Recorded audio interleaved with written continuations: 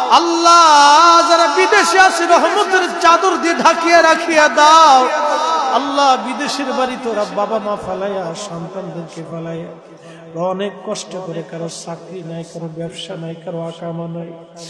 আল্লাহ কেউ বা কঠিন পরিস্থিতির মধ্যে পড়ে রয়েছে, কেউ পালায় কাজ করে। এলাহি তুমি তো দয়ার সাগর, আমার প্রত্যেকটা রেমিটেন্স যোদ্ধা ভাইকে তুমি দয়া করে হেফাজতে রাখো। আল্লাহ বিদেশে আমাদের অনেক মা বোনেরা থাকেন, আল্লাহ তাদেরকেও তুমি দয়া করে রহমতের চাদর দিয়ে ঢাকিয়া রাখিয়া দাও। যারা বিদেশ যাবে যাওয়ার ব্যবস্থা তুমি করিয়া দাও। ব্যবসার ভিতরে তুমি বরকতে কামেলা আজিলা দিয়ে দাও। কৃষিক্ষেত কামনে বরকত দিয়ে দাও।